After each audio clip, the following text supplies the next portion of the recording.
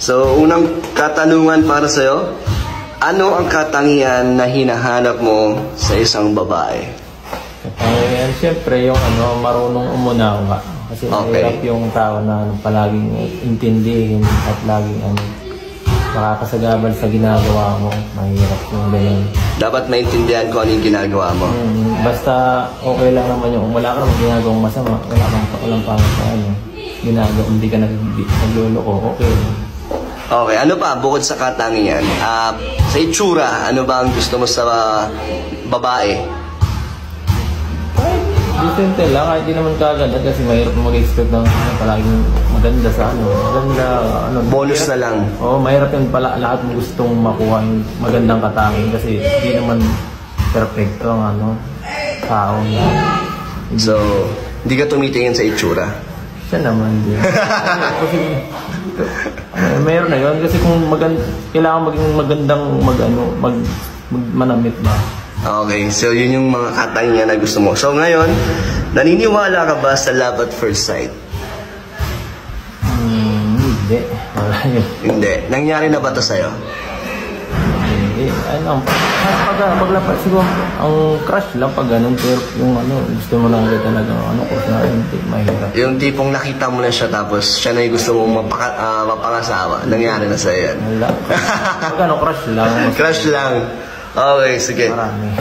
So, bro, paano mo masasabi na siya na ang papakasalan mo?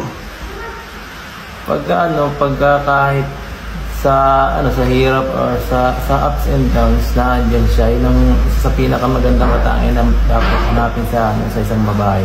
Kasi mahirap yung pag successful ka lang na andyan, pag hindi mawawala.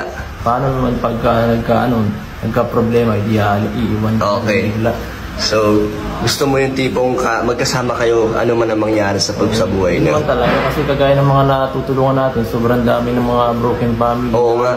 Mahirap yung basta-basta ka nang pipili ng walang pinag-iisipan talaga ng mabuti. Okay. So bro, ano ba ang katangian na gusto mo maging asawa naman? Ito wife material, ano yun? Basta yung magaling umintindi sa magaling makisama. Tapos, ganun lang din kagaya nung kanina pa. Okay. Paano naman sa mga gawaing bahay? Ano yung gusto mong pag-aasikaso sa'yo? Basta marunong magawa ng yung mga, kung nagtatrabaho, siyempre, kailangan yung misis mo magaling sumuporta sa ibang bagay. Halimbawa, kung magtatrabaho, siyempre yung misis pa lang magaling mag-asikaso ng bata, gano'n ang Okay. Tapos kung ako naman siguro kung walang trabaho at siya meron, palit namin siguro ako naman magagawa ng lahat ng sa bahay, ganun dapat. Maglaba, magluto, ganun. Suportahan lang ba, ganun. Okay. Pero pag nag-asawa ka ba, gusto mo ba pareho kayo may trabaho o nasa bahay ng asawa mo? Depende kasi mahirap yung pagka parehas kayo walang oras sa anak, mahirap yun. Tama. Okay. So bro, maalaga ka ba? Maalaga, parang Nang tingin mo sa sarili mo? Hindi masyado. Bakit? Paano mo nasabi hindi ka maalaga? Kasi sa ngayon, parang marami pa akong ginagawa. Ang hirap mag-focus sa kung anong bagay. Okay. Kasi kung pagsasabay mo, Pero kung may oras, maalaga ka. Pero priority, kailangan prioritihin mo yung kung ano mas importante sa ngayon oras. Okay. Ito, mapagmahal ka ba? Siyempre naman, sa mga taong importante sa akin, binibigay ko yung kahit wala na sa akin minsan. Basta kaya minsan pagka halimbawa, kagaya nung kailangan mo, minsan, dati kasi pag makikita mo yung mga pamilya mo nahihirapan, ang hirap Kaya sa akin, gusto kong bigay ko na agad ngayon yung best ko para pag dumating ang panahon is masuportahan ko sila. Okay, so ganun yung pagmamahal na sinasabi mo. Okay, bro, husband material ka ba?